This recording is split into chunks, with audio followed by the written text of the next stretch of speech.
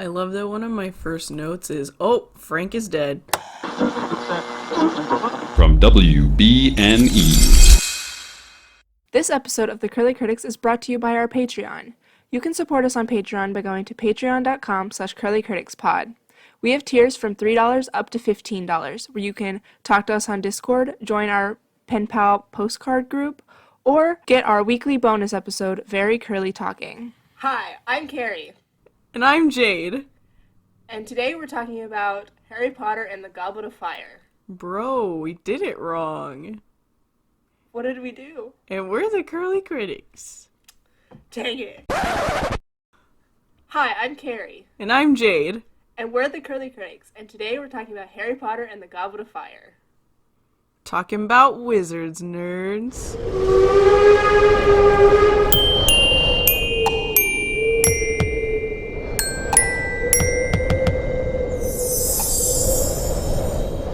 I accounted for your awkward pauses after I say that, because always you're like, I don't know what to say. And so I counted for that, and so I started putting the intro music there. But in the older episodes, you didn't pause there. And so I was like, I don't know where to put the intro music. Oh, man. Past me really had it together, huh? It's so funny editing them, because we used to care so much. Oh my god. Like, we used to try so hard. Like, we still care. But, like, the first Harry Potter one, it was like, you, like, came up with questions, and we, like, talked about it. And now we're just like, so we read this book. Yeah, I mean, it was more like book club style at that point. And now I'm just like, this is a podcast. No one cares. Now we're just cracked. Yeah. So, Jade, what were your thoughts? This book is long. I probably read 100 to 150 pages like a month or two ago, plus like a week ago. And then over the past 2 days, I read like 300 pages a piece.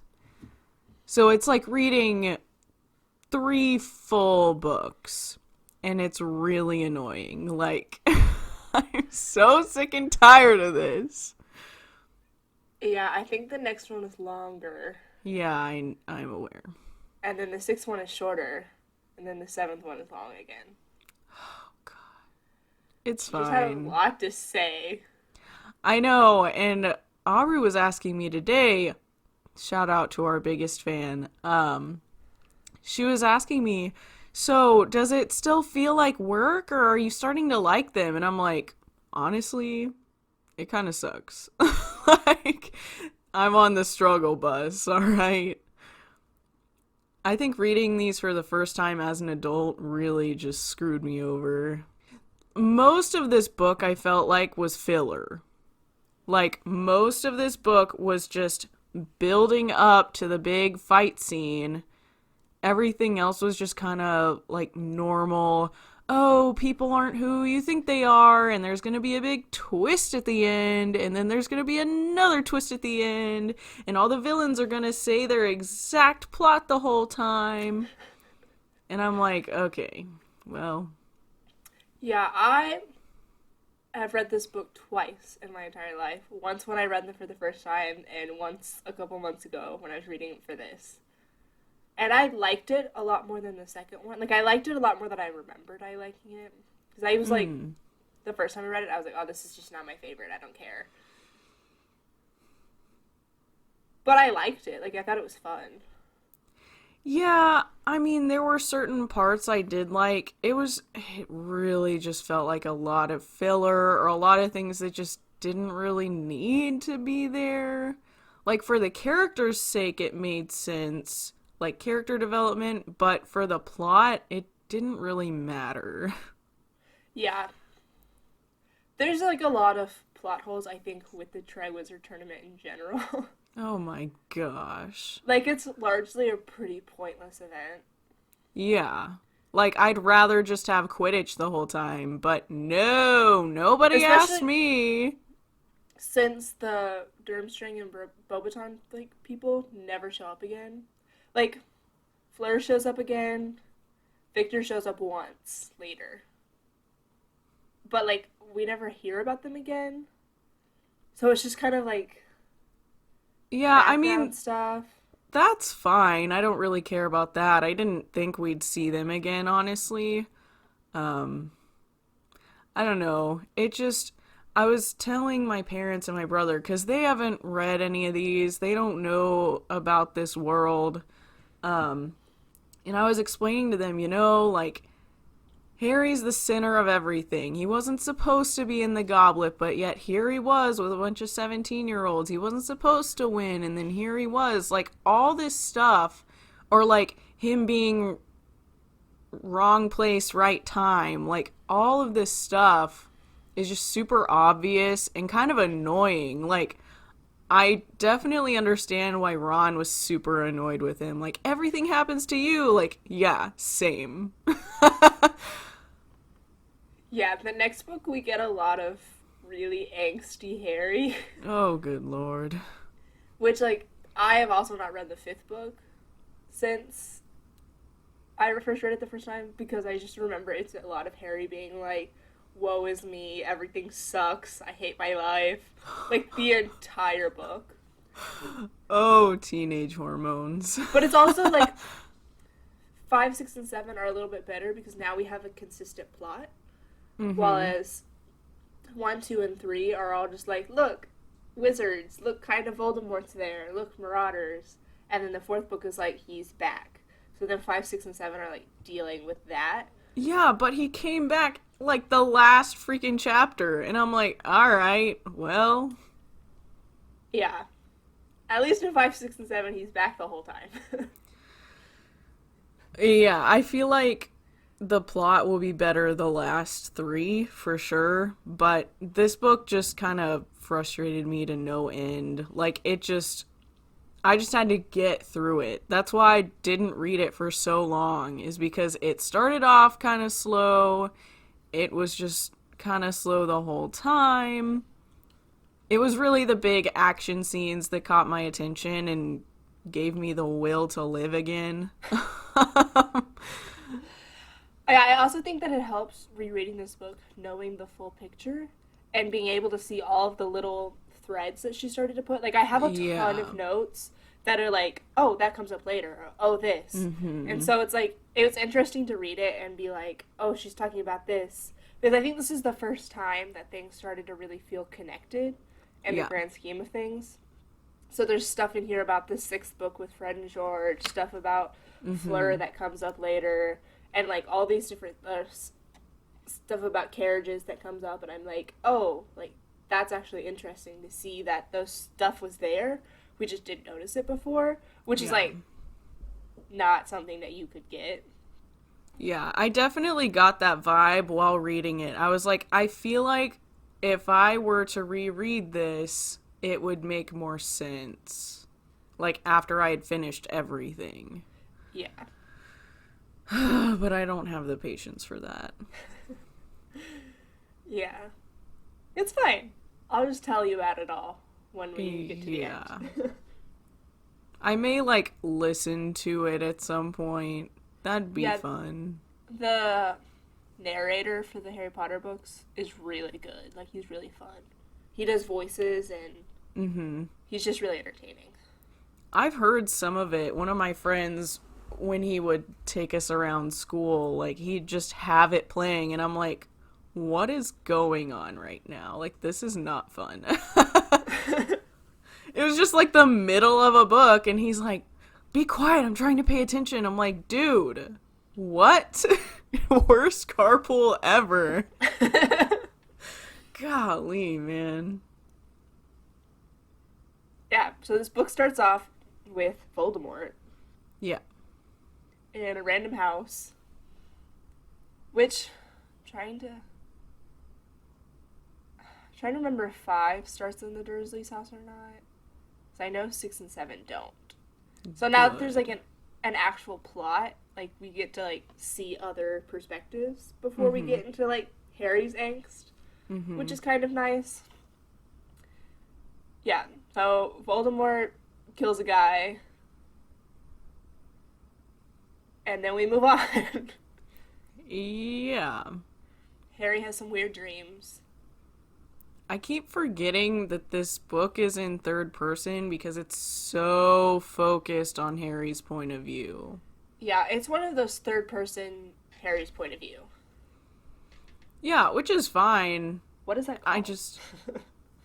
I can't remember. It's fine. I'm We're not brain literature dead people. today. What? I'm offended by that. I mean, neither one of us have degrees in English or literature. Like, we're literature hobbyists, not literature professionals. According to John Mulaney, that's a waste of money. So I don't feel bad. You're right. We can't all be like Jack Edwards and just make videos of reading all of the books that so-and-so recommends. Amen. Then we get Harry goes to the Quidditch World Cup with all of the Weasleys. Yeah. And so we get a lot of Weasley development. We meet Bill. Mm-hmm. My note says, Bill is so cool and I love him in all caps. I think we meet Charlie too, yeah? Yeah, I think so. The fact that Harry got 4 birthday cakes, I just can't. I can't hang. It's too good. Yeah, we meet all of the Weasleys, and they all get to interact. That was one of the things that I loved reading this, is to see all of the Weasleys interact and be like, they're such a cute family. I know. And, like, they're so sassy to each other. Yeah. Oh, we do meet both Bill and Charlie because they have a table fight. Do you remember that? Yes. They fight with tables. Oh my gosh. It says, do us a favor, person, shut up. That's the whole quote. Gosh. Honestly, yeah. Me. Hi, Oliver. Page 84. That sounds about right. I know, I was like going through, and Jade always talks about how much she loves Oliver and how much she loves Quidditch, and then she was so sad because Oliver graduated last year. I was like, don't worry, he's in this book for 1 page. And then Quidditch is there right at the beginning and then never again. Great. You can tell as the books go along that she hates writing Quidditch. Ugh! Let me write it then. That's freaking dope. I hate it. I'm so mad right now. This note says, why is she saying penalty for Ireland? Does she understand how penalties work? Why am I so judgmental? Wow. My favorite thing about it is when they're at the World Cup and then the Vilas come out and Mr. Weasley looks away. Because he's like, I know that they're going to enchant me and I'm so loyal to my wife. And I just... Shout out to Mr. Weasley. A real man. And then, your father thinks very highly of Mad-Eye Moody. Yeah, well, Dad collects plugs, doesn't he? Fred Weasley. Oh my gosh. So when they were talking about the Dark Mark, I thought that was hilarious because in, I want to say 4th grade, we watched this cartoon for school and it had this character called Dark Marker.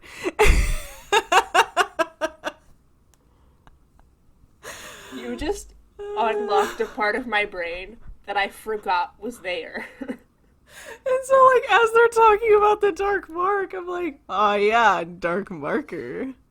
It was just like, they needed a villain for this cartoon, and so instead of it being like Darth Vader, it was like, oh, Dark Marker. I can picture it so well. I have not thought about that since 4th grade. Yeah, it's fine. Anyways. Yeah. So what'd you think about the Quidditch World Cup? I was livid. It was literally the shortest game ever. I was so mad. I liked the atmosphere, like the tailgating atmosphere, everyone going and hanging out, like that was cool and all, but the game was so short. It wasn't an entire chapter long. It was like 2 pages and then it was over. Yeah. Sports ball. She created this game and then got sick and tired of it, and I'm sick and tired of this crap.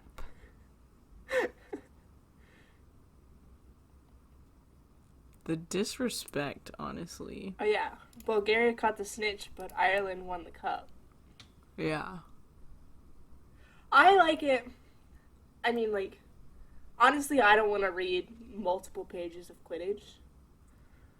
Of, like, this is what was happening in the game. Like, I'm there for the environment. If I was watching Quidditch, like, if I was watching it on screen, it would be different. But when you're reading it, it's really just a play-by-play, which gets kind of boring. No. Not everybody's into sports, Jade. Listen, I think the biggest reason I like it so much is because I like listening to football on the radio, because I can visualize it a lot better now, and that's why I like reading it, is because I can understand the play-by-plays. I can see it going on, going, oh my gosh, I know this lasts like 30 seconds in real life, but it's so fun to read. Yeah, that's not how I feel. I have a hard time paying attention to sports when I'm watching them. That's unfortunate. But I like the environment, and I like that this, like, develops the game a lot more. Mm-hmm. And we, like, get a, like, before it was just like, oh, you, like, catch the snitch and then the game's over, but now we get, like, somebody caught the snitch, but the other team won. Yeah. Because the snitch is only worth a certain amount of points. Yeah. And so I like that. And I like this, like, environment of, like, everybody going everywhere from all over the world to, like, watch this game, and, like, the fact that there's a league and, like, every country has their own Quidditch team. It's, like, very Olympics vibes, and I like the vibe. I felt it was very soccer vibes. Well, that's probably what it is, because England. Yeah. But, like, the Euros that are happening right now or just ended, I wasn't paying that much attention. I don't know. But, like, the big, like, countries against countries to win. I like it. Yeah. I think the best note in this whole thing that you'll really appreciate is the dark mark is the bat symbol. But evil. I mean, we could argue about Batman for a while. Yes, but Batman is supposed to be kind of morally gray. The dark mark is just evil. Okay, fair point. It's just like sometimes, like, a lot of people get dark marks tattooed on them. Oh. Which I'm like, because it looks cool. But when you really think about it, you're like, that represents really bad things. Murder. A little bit of racism. A lot of bit of racism. Ooh. But, like, it looks cool. I just, wouldn't get it tattooed on my body. Yeah. But that's just me. This note says chapter 10, nothing really happened. And I feel like that's this whole book. Like, nothing really happened this chapter. I'm just writing notes out of obligation. I, like, don't have chapter breaks, and I really wish I did, because I'm, like, trying to figure out where all these things came from. Yeah, I'm trying to follow along with what you're doing, so... Maybe you should take the lead. Hello, welcome. So the Quidditch World Cup happens. There's the Dark Mark. Everybody freaks out. The Death Eaters are back. Then they leave, and everything's fine. Harry's wand gets stolen. Yeah. By supposedly a house elf. That whole part was super confusing to me. Because it was a lot of, like, well, like, it makes sense, like, the farther you go along, but, like, it was Winky, but then it wasn't Winky, and then, like, this other person's involved. Yeah. Like, I Winky, had... and then Barty Crouch Jr., and then, like, Bagman's involved, kind of, but not really. Ludo Bagman. Yeah. And so it was just, like, a lot of weird, like... It was like she was trying too hard to give us red herrings. That there became too Literally. many that it was confusing. Yeah. Because the fact that Barty Crouch Jr. was pretending to be Mad-Eye Moody wasn't enough of a red herring. Yeah. Apparently. No, that's how all of these books feel, honestly, is like, oh, this thing happened right before your eyes, but it is not what you think it is. Yeah, I think that gets better. I sure hope so, because every book so far, it's been like, ah, yeah, that's definitely not what they say it is, but I'm not going to use any brain power to try and figure out what actually happened, because there's no point. Yeah, book 5 uses a lot of visions as the red herring. Ooh, I like that. Book 6, Harry pretty much knows what's going on the whole time, but nobody believes him. Nice. And then book 7 is completely different vibe.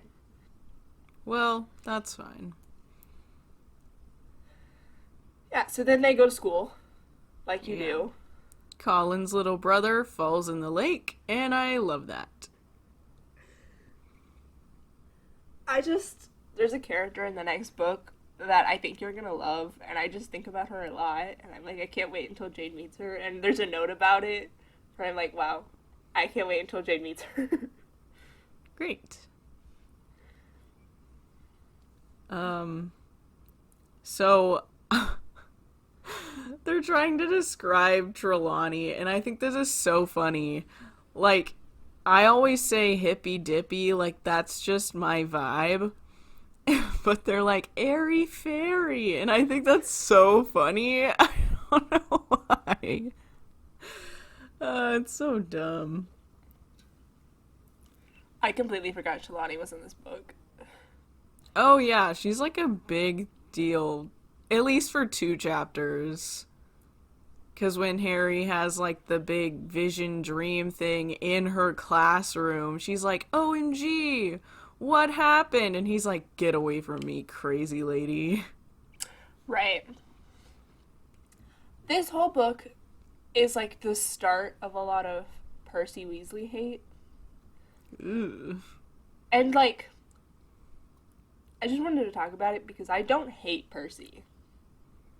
Yeah, he's He gets- annoying, but I don't hate him. Yeah, 'cause people don't like him because he like chooses the ministry over his family. And Well, it gets worse as we like go along. not all of the Weasleys can be perfect. Sorry. Right. I like him because he has a nice redemption arc. Spoiler. Aw, that's fine. But he like he's just annoying, and he's very like Percy's just so ambitious as a character that like of course he's gonna like choose his career over his family. Like he's also such a middle child. Yeah, think he's like, about it. I'm so important. The brother directly above Percy is Charlie, who's Ooh. probably the coolest Weasley that there is. Oh, yeah. And then the brothers right below him are Fred and George. And then there's just Percy. Like, of course he turned out the way that he did. Yeah.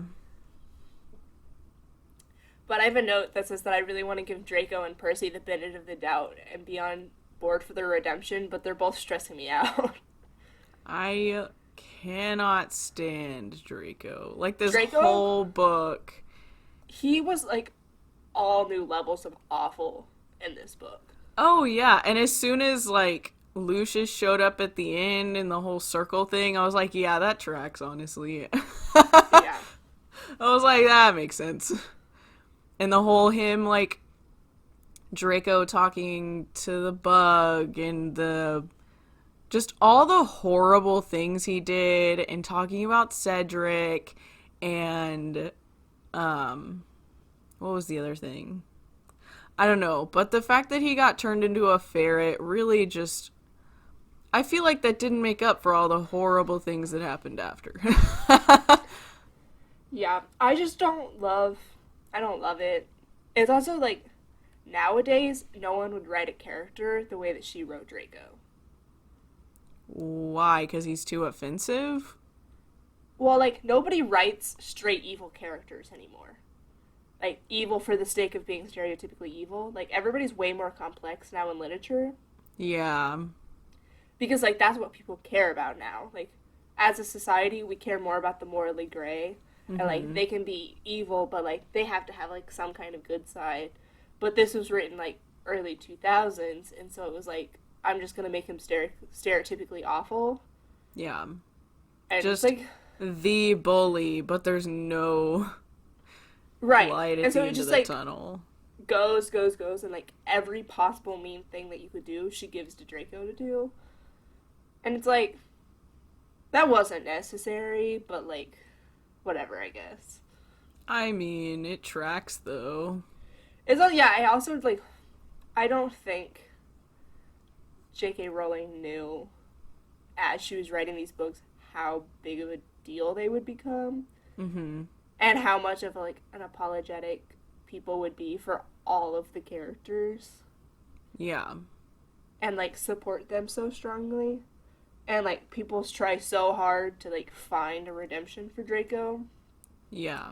Which I think there are like threads of it later on. But it's just like he's also awful. Yeah, and I mean, say she didn't put all of it on Draco. Who else is she gonna put it on? The entire Slytherin house? You said before, like, they're not entirely evil. Well, if she had written it that way, then they would be. But it just so happens that, like, they're only kind of. Yeah, I mean, like, I don't think she does a lot. She does a lot to redeem the Slytherin house. But I feel like she should have. Yeah.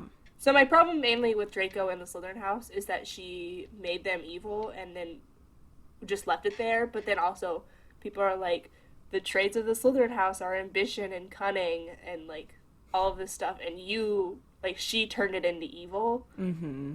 And so it's like, that's not the way it is. And so people like realize that. There's a lot of canon separation that happens in the fandom. Yeah, I mean, the only other one, I don't know, you could argue all of them besides Hufflepuff could have an evil side. No, yeah. Like, people talk a lot about Slytherin and Gryffindor being two sides of the same coin. Mm-hmm. Because they, like, have very, like, complementary traits. And so, like, a Gryffindor could be just as evil as a Slytherin is, but they're, like, they would be more bold about it. And so, like, but also, like, the main character's in Gryffindor, so they can't be evil. Yeah. Also, Slytherin really do just be actual snakes, so, like... Yes. What a time. Yeah, I was talking to Becca the other day from Sincerely Us about how at this point I cannot tell you what is actually canon and what is not. And then so many times, like, when we're recording these episodes, I have to, like, look something up and be like, is this true? Oh my gosh. That's because just the whole fandom is like, I don't like these things that she did, so I'm just going to get rid of them. There's literally a tag on Our Time of Our Own called Harry Potter Epilogue, What Epilogue? And it's like a thing where people talk about what happened at the end of the 7th book with ignoring the epilogue completely, and I'm like, that's such a great tag. Nice. Anyway, the book. Yeah. Constant vigilance. Nice. I literally love that, honestly. It's so funny. I feel like this would be so interesting to read again just for the fact that Moody isn't Moody.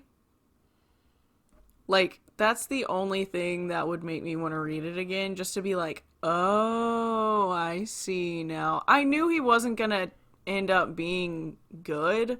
Like, it was obvious from the beginning, but the way they did it was pretty cool, I guess. Yeah, that also be like, he's in the other books, Moody as Moody, because, like, he's a member of the Order of the Phoenix. Mm-hmm. Yeah, so they get to school. Turns out there's a Triwizard tournament now that everybody knew about except for all the children. Or, like, the whole time, like, the Weasleys are like, we can't tell you what's happening, but you need dress robes. And then, like, Draco knows what's going on. Yeah. And I'm like, just tell them. Yeah, it's so dumb. Like, it's not a secret or anything. Like, this is, like, a coordination of 3 different countries. Yeah.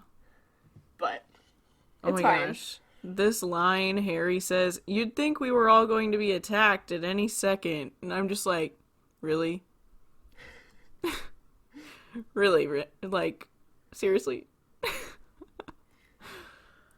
That's just so fun. All the memes that are like, Hogwarts is the safest place on Earth. And then it's like, 3-headed dog, Death Eaters in the thing, Chamber of Secrets is opened. Like, all of these terrible things that happen, but then every year they're like, it's fine, Dumbledore's there. Yeah, like, okay. Like, maybe not. My first note for chapter 16 is, the Goblet of Fire is actually a goblet of fire. I feel like everyone needs to know that. That's, like, so funny. Last time we did this, I asked you what you think this book is about, and you were like, it's about a goblet of fire. And I was like, yes. But also the title is so misleading. Because the Goblet of Fire is in, like, 1 chapter. I know! It's so dumb. This book is so dumb. I can't. That's kind of how it's been the whole time, though. Like, the biggest thing just happens for, like, 1 chapter, and then it's over. And that's kind of the annoying part about all these books, is, like, the big thing happens! And, like, there was so much build-up. There was 600 pages of build-up for this. Yeah, I mean, like, Chamber of Secrets was the mystery throughout the whole book. Yeah. And the Prisoner of Azkaban was the mystery throughout the whole book. Yeah, I don't know. I really, really hate the Deathly Hallows title, but we'll talk about that when we get there. Well, We don't die before then. This book is so funny because Harry has no idea what he's going, like Harry has no idea what's going on while also being the best the entire time. Like, he has raw talent and no other skills. He cannot figure out how to solve the challenges, but he can do it when someone tells him what to do. He's all muscles, no brain. yeah. I mean, I don't blame him. Kid's 13, hasn't learned as much as they have, but also he dumb. I think he's 14. But still, he's dumb. Yeah. I don't know. Just the entire book, he's like freaking out the entire time. And half the time, he's not even listening to the people trying to help him. He's like, no, I think they're plotting against me, or whatever. And I'm like, dude! Right. Like, just, like, the whole Harry and Cedric thing is so dumb. Oh my gosh. Harry, like, hates him the entire book because Cedric is going out with a girl that Harry liked. I feel like that's actually good writing, though, especially for a teenage boy. Like, it makes sense. It's just annoying reading now. Like, why is that important? Why is that such a thing? And it's like, well, I mean... No, you have a good point. I've never been a teenage boy, so... Are you trying to say something right now? Like, No, rude? I'm just saying that I cannot relate to Harry in that mindset because I'm also not a dramatic person. Yeah. And Harry is a dramatic person. That's another thing that I have a hard time with this book is that people who are, like, obsessed with Cedric, Yeah. and we actually get so little of him. I know, I've heard so much about him, but he's only kind of in this book. And, like, the things that he is in this book is just Harry hating him for a majority of the book. Yeah. So I guess there's something to be said, like, people like him because he died, and it's sad, and so we, like, have to hype him up. Yeah. But, like... what's funny is, so I knew he was gonna die at some point, and the reason I knew that is from Smosh. I knew I shouldn't let you watch those Harry Potter episodes. No. It wasn't even that. It was a try not to laugh where Shane comes out as, like, leader of the Hufflepuff house, and he's like, hello, Hufflepuff house. And says something about how Cedric got heckin' bodied. And I was like, oh my gosh. The good thing is, I didn't know what book it was going to happen in. I thought it was going to be later. So it was still a surprise, but I was reading this whole thing going, he's going to die at some point because Shane freaking Top said so. Do you know of anybody else that's gonna die? Do you have any suspicions? Well, I know of a few, but one of them I was looking for, like, this happens a lot. I'll be looking for something specific. I'll be like, oh, what was this little thing that happened? And then it turns out that, oh man, they're dead. Whatever. So I'm like, ah, well. No, that's what happens every time I'm watching a show and I, like, tell you that I spoiled the whole thing for me. It's because I did something like that. Every single time. Yeah. A lot of it, though, like, I'll see it and be like, oh, I think I knew that, I just forgot. That's a lot of it, is like, I think I know, but I can't really be sure, and I'm gonna keep it that way. Fair. I can't Google anything.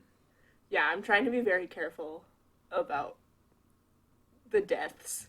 Yeah, if you spoil a death for me, I will end you. I'm like, it's like, I'm trying to be careful about all spoilers, but, like, minor things, I'm like, it's fine. But, yeah. like, a death, I'm trying to be super careful. Because when I read it, almost all of the deaths were spoiled for me. Because, like, my friends were just so obsessed with it, they, like, talked about it a lot. Yeah. And so, like, all of them, I was just like, oh, look, they're dead. Oh, look, they're dead. As opposed to, like, oh my gosh. Yeah. Like, I was still shook when it literally read, Cedric is dead. I was like, wait, what? Because I knew he was going to die at some point, but, like, gosh dang, they did it so fast. That was in another one of the episodes I talked about how in book 4 things become more life and death, and you were like, this is Chamber of Secrets. I was like, oh, things get more like life and death, and you were like, well, he's 12 and, like, facing death, and I was like, no, things get to be more life and death, and that's what I was talking about. Oh my gosh. You're like, that's an Easter egg. Man. People actually die. Yeah, I also didn't remember you saying that, because that was last year. I just remember that because I edited that last week. Yeah, it's fine. I have a quote. I don't even know where this is from, but it says, Harry quotes, everything is hopeless, but I should have just learned how to turn into an animal that took my dad and godfather 3 years to do in one day, Potter. I don't... Honestly, preach. Yeah, like, he did say that at one point. He's like, what if I just turn into an animal? And Hermione's like, are you serious right now? Like, first you have to get registered, and then you have to learn how to do it, and then, and I'm like, of course she would say you have to get legally registered. No, it's funny. We know of, 5 animagus in this book, and only one of, like, in this series, and only one of them is registered. Yeah. So it's like a big deal, but also... Oh, it's so good. Okay. Question. Why does she measure in feet? they talked about this on the restricted section multiple times. I think England uses a mixture of the metric and the, the American system? The American system. Yeah, because used to measure. it took me a couple of times, but it was like 6 feet, and I was like, wait. Okay, so it says that Britain is officially metric, but they use the imperial measurement for like distances. So all of their road signs are in miles. What? So what do they use the metric system for? Like liters. And it says that they like officially use centimeters and millimeters, but like everybody understands inches and feet. Also, okay, but also there's like you're reading the American edition. I mean, I thought about that, but I was like, would But, they like, I change that? I think on the restricted section, like they have some of them reading the American edition and some of them reading the English edition. And like the British edition says feet too. Yeah, I At just other thought it was points. weird because I know, don't they measure height in meters? So why would they measure magical creatures in feet? That's what was weird to me. I was like, what? I think they just understand both, so they do whatever they want. That's dumb. Yeah. Well, mystery solved. On to the next thing. It's fine. I said Hermione out here being the only one who really knows what's going on, and Ron keeps trying to get her to shut up. Ron, honey, Hermione's going to solve this whole thing before you even realize one clue. Yeah. He's so funny. Oh my gosh, this is one of the favorite. This is literally, I'm gonna start using this. Like, this is so funny to me. So, Dean goes, I still can't work out how you two got the best looking girls in the year. Animal magnetism. That is so funny to me. Like, anytime I'm just gonna be like, oh, animal magnetism. The Yule Ball is such a disaster. Oh my gosh. I thought it was But it's like also- this cool thing because everyone's so obsessed with it. And I was like, this is the worst. I hate this. This is like a middle school dance. I mean, literally. It's It's awful. just like- The, like, Ron and Hermione fighting, the Harry being upset that Cho's going with Cedric, Harry and Ron getting a date from, like, the last possible second to girls that they don't even care about, Yeah. to, like, having to take dance lessons with McGonagall. Yeah. It's just all bad. Yeah. So one thing I like about Rowling's writing is how she writes different dialects, like French, Bulgarian? Or is it just Russian? It's Bulgarian. Bulgarian. But in my head, it reads Russian. And Hagrid's dialect, is it Irish or Scottish? Well, let me Google it. But just like, I like how she writes it because I can hear it. It says West Country. What? So, Bristol, Gloucestershire, Somerset, Devon. It says in the movies he's specifically using a Somerset. I've lost interest now. Seamus is Irish. Well, I that could makes have you feel- figured that. That makes you feel better.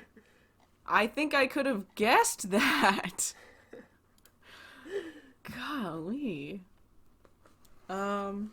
Let's see. I did another one.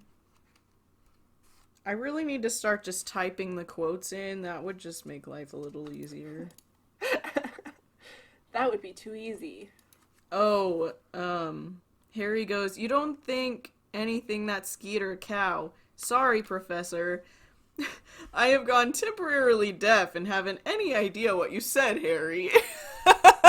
I wrote that one down. I just didn't say it because I have no idea when that happened. And it says, in all caps, Dumbledore, stop. Every time Harry does something stupid, Dumbledore looks at him like, ah, yes, my child. Which is, like, part of the reason that I don't love him. Because I'm like, Dumbledore is whimsical, he's funny, he's cute, but he also has to Dumbledore is like 150 years old. He should recognize the fact that Harry has no parents. And so he's going to look up to Dumbledore as a father figure. And Dumbledore doesn't take that role very seriously. Like, he's teaching Harry all of the wrong things. If that makes sense. Yeah, I mean, since Sirius came into the picture, though, I feel like he didn't care as much. Yeah, that's true. I forgot Sirius is in this book. Bruh. He's like a big deal. Harry's writing letters to him constantly. I think I have notes on it, but it just, like, did not register in my head that he's in this book. Because he's not, like, present. Yeah, as soon as you think you're gonna forget about him, it's like, oh, I have to write to Sirius. I'm like, what?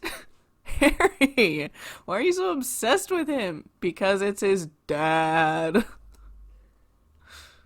Yeah, that's another thing that someone mentioned it sometime. I don't remember where. But they were talking about how, maybe it was on the restricted section.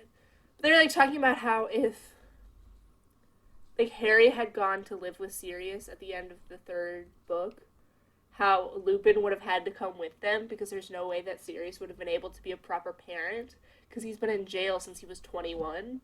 Yeah. So he has no idea what it's like to be an actual adult. It's also so interesting to see all of Harry's father figures are disasters.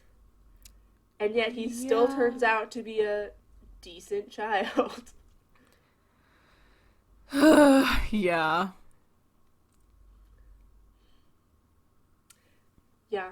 Harry needs therapy. You can quote me on that.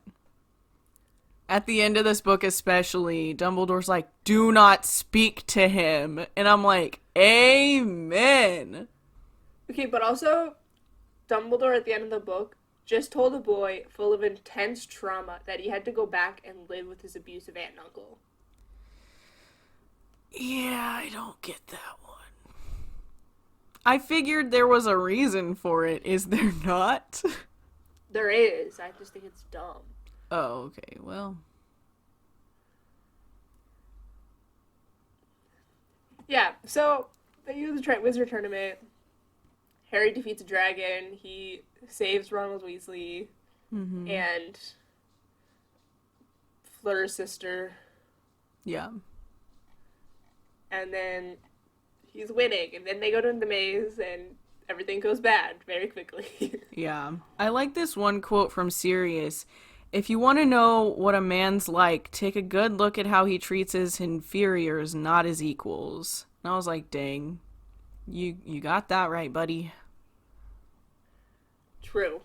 But also, Sirius is not good at that. I mean, no, but it's a nice, quotable thing. Yeah, there's, like, constantly in the next book, especially, we see a lot of Sirius with his, like, family house elf. And Sirius is absolutely awful to his house elf. And so I'm like, at least he's self-aware, but also it's not him. Yeah. But then also, like, Sirius grew up in a really abusive household with, like, really bad... There's just... Everybody has so much trauma. Yeah. It's awful. I liked when Harry went into the Pensieve. I don't know how to say that. That's so much fancier than I've ever said it, so go for it. Okay. I say pensive. Well, there's another E in it, so... See? I mean, you've seen the movies. Is it not in there? I don't remember. Okay. Because once I hear it once, I'm like, okay, that's... Yeah. We'll get back to you next week. Yeah, rip. I just liked how he got to see everything happening. Of course, like, traumatically so, but being a fly on the wall, you always wonder, like, oh, if I could be a fly on the wall in this situation, and literally Harry got to do that, and I thought that was really cool. And he wasn't in any danger or anything, he just got more of the big picture, and getting to see about, like, Neville's parents and stuff, I was like, stop, don't. It hurts. I know. Yeah. Harry gets to do that a lot. Yeah, And, like, of course he does. it's also, like, makes me wonder why maybe a pensieve is just, like, hard to come by. But, like, I don't know why Sirius or Lupin never showed Harry, like, their memories. And been like, look, this is what your dad was like. That'd be a good fan fiction. I'm sure it exists. Yeah, I don't say that often, so it must be an alright concept. Yeah. So they go through the maze. Everything goes bad. Voldemort's back. Yeah.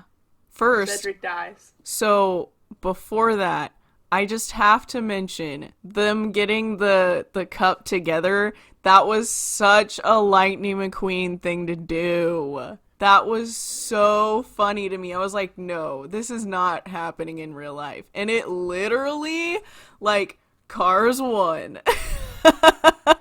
Ka-chow.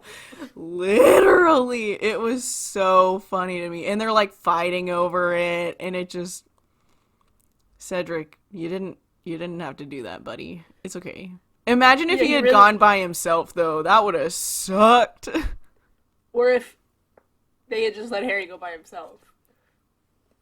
I mean, I feel like not much difference would have been made if he'd gone by himself. Well, if Harry had gone by himself, Cedric would still be alive. Oh, yeah. I mean, it wouldn't have, like, made it any difference to, like, the Harry plot line or anything. But no. yeah, But he'd definitely there would be a still little bit be less alive. death. Yeah, that's awkward. Sorry, like, Cedric. Kill the spare is such an intense... It's awful. Literally, my note says Cedric got hecking bodied in all caps. Because I was so shook. Oh my gosh, that's so funny. Golly. Yeah, Cedric dies, Voldemort comes back, all of the Death Eaters come together. Yeah. They have a little cult gathering. All caps. Lucius, you son of a... I'm so mad. In true villain style, Voldy's explaining his whole plan. Bro, this is a wild time. My notes are fun. This was all like late night. Yeah, then like they do a weird like wand connecting thing. Yeah. And Harry like sees his family. At the beginning of chapter 34, I legit was like, I want Duel of the Fates to start playing right now, because this is incredible. Like, it was so cool to get to read that part. I felt like the payoff was not as good as the torture, but it is what it is. Yep, then they go back and then they do like multiple... They do a long time of recap. Yeah, and lots of villains explaining their whole plans, and... Right, because then they have to go back and then, like, Dumbledore has to talk to Harry about what happened, and then they have to be like, oh, actually, it's Barty Crouch Jr. And then, like, Harry has to go to the hospital wing because he's traumatized. Yeah, so, like, everything gets explained, and then everything gets explained again, and then they're like, JK... Barty Crouch, so it gets explained again. That's the whole thing. I'm like, as soon as someone says something, yeah, I just... Because you didn't get it the first 2 times, let's do it again. Golly, man. I thought it was cool, though, the whole, like, oh, the person you saw on the map wasn't who you thought it was. That was the best. I was like, yeah.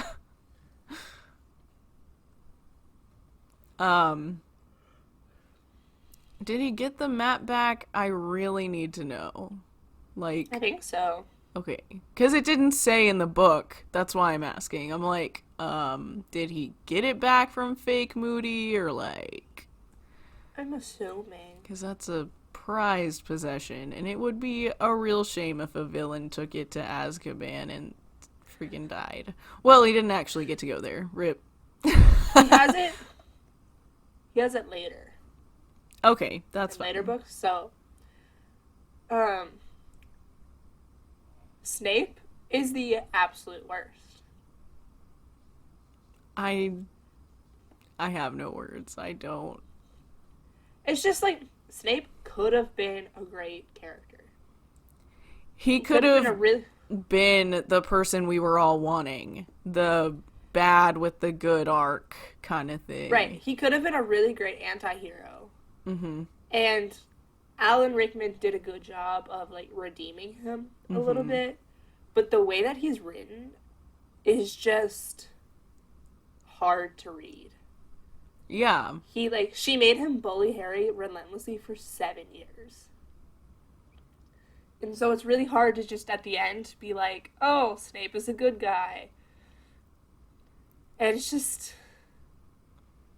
the things that Snape says to Harry are some of the worst things I've ever heard. Yeah, when he's, like, whispering to him when he moves Harry to the front of the classroom and is like, I'm gonna get this out of you, kid, and all this stuff. And I was like, bro, can you chill? Like, I get the whole resentment thing. I get that he knows Harry's a troublemaker. So I'd be kind of ticked off, too. I'd be like, are you serious right now? Like, are you being dumb? You need to be pulled down a peg. Like, I get that, but it's to the point where it's Draco style, and it's annoying. Yeah. Like, he's had enough. He's had a hard life. Stop. Right. It's just like, that would not be allowed in a school ever. Yeah, you're a grown man. Get over it. Like, you should be fired. Mm-hmm. Because it's not just Harry. Like, he bullies Neville really bad. Yeah. And so it's like, to the point that Snape is Neville's worst fear. Mm-hmm. And, like, that should not be okay. The superintendent should get involved and stop this. The superintendent of Hogwarts. That is so funny. I don't even know.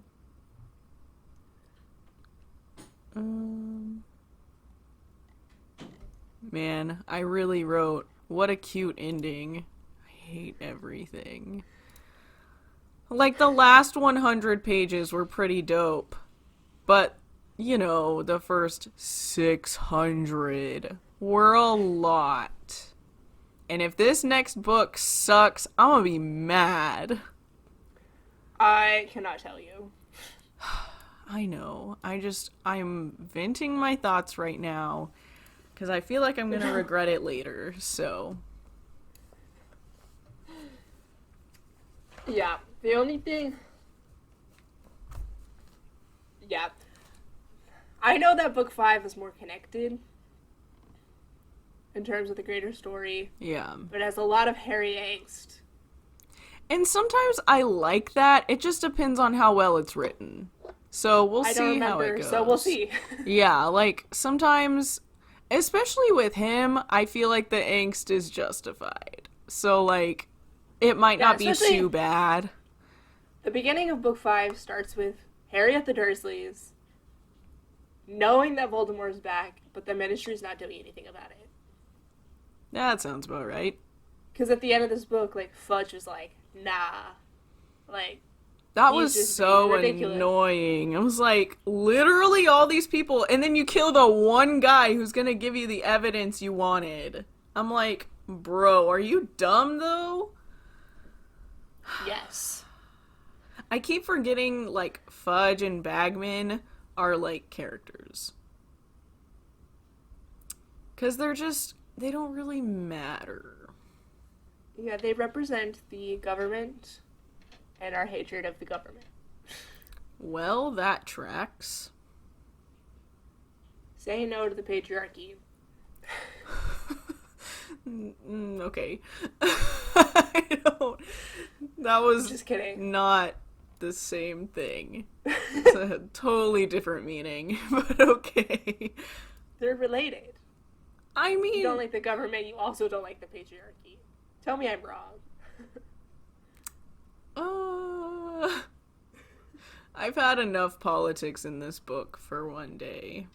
It was definitely a lot. Like, it got super political really fast, and I was like, I don't need this.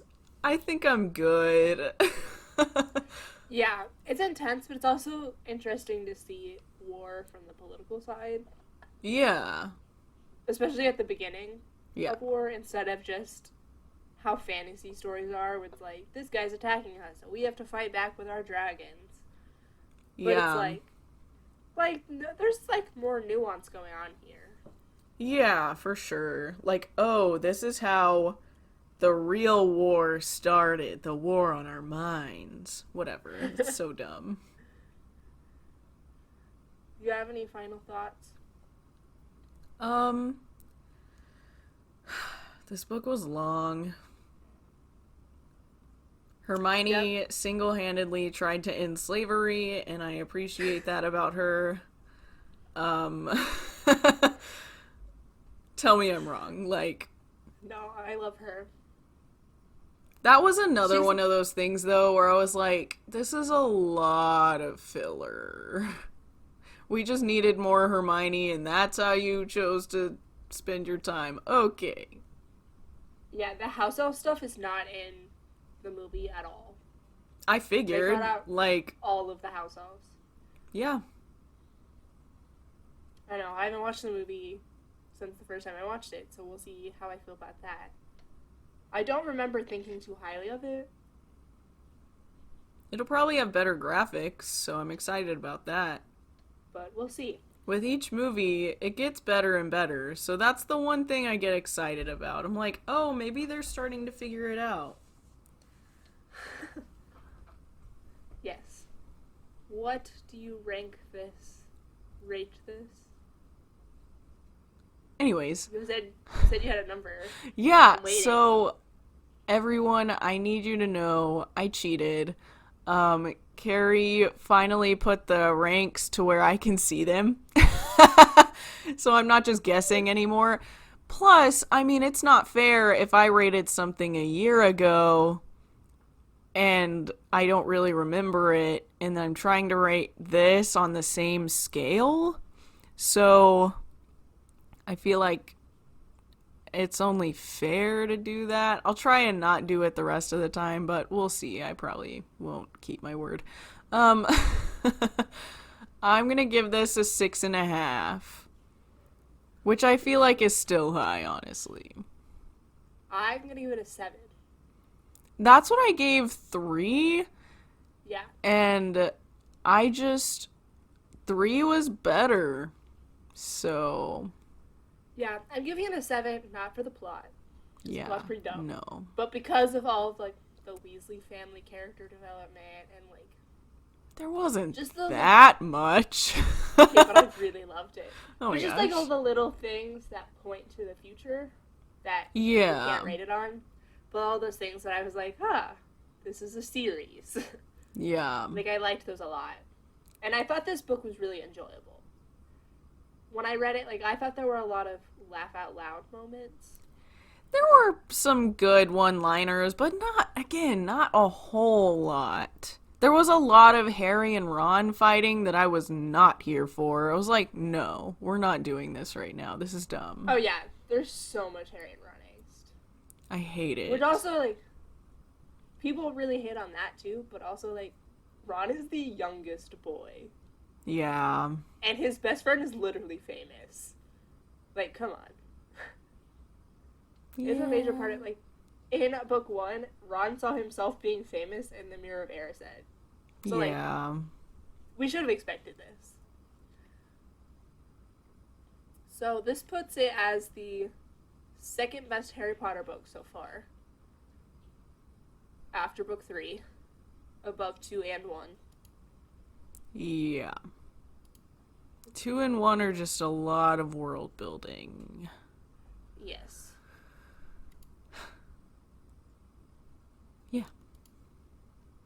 I liked all the spells. That was kind of cool. The spells and curses in this book. I was like, ah, yes, Latin. It's like it's not in our top 5 books, but it's not the bottom. I mean, 3 isn't in our top 5, is it? I don't know, because I can't figure out how to sort. I don't think it is. I mean, it might be. Oh, I figured it out. Oops. Just kidding. Welcome to the new show where Carrie just works on a spreadsheet and says words sometimes. This is what happened when I upload it and use stupid Google Sheets. She's not mad. Okay, here we go. So, Tweet Cute's number 1, Invincible's number 2, Algernon is 3, my grandma told me to tell you she's sorry is 4, and Austin Land is 5. Tied with You Have a Match for 5. Interesting. So Harry Potter 3 is 6. And Harry Potter 4 is 7. I feel like the only reason Tweet Cute is at the top is you. I gave it a 9 and you gave it an 8.5. I mean, yeah. That's pretty high. You don't give things 9s. Yeah, it's my highest score on here. Yeah. You don't give things 8.5s. I do if Except I for like Invincible. them. Did you not like Tweet Cute? Is that what you're telling me? I said I do if I like them. We're gonna fight. Anyway, Jade, do we have social media? No! I say Great. no every time you ask. It's so funny to me. I should stop asking. It's hilarious.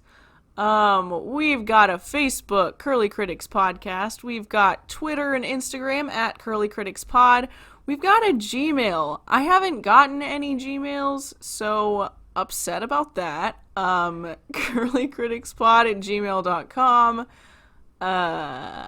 There's probably other social medias, but I don't understand how computers work, so figure it out. Instagram, Twitter, and Facebook. That's all we got. Oh, well. You can also support us on Patreon at patreon.com/curlycriticspod and buy our merch at tpublic.com/user/curlycriticspod. Get a baseball tee! It's so good! The Curly Critics are a proud member of the WB&E Network, which has amazing shows for you to listen to, such as Bacon and Eggs, a movie lovers podcast. Here's a promo.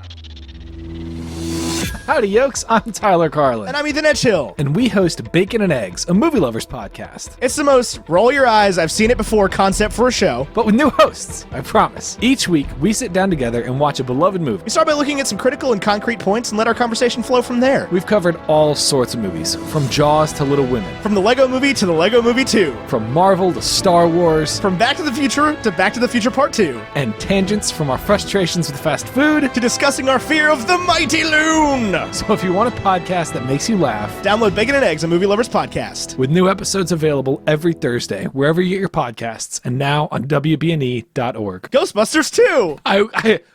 My hope and dream was that you would say that. Bacon and Eggs, the show that's just like ours, but we're better than them. The fathers of WBNE. Yes. We like those guys. They're okay, I guess. Thanks for listening. Bye! Have a magical day. Oh, yeah. Okay, bye.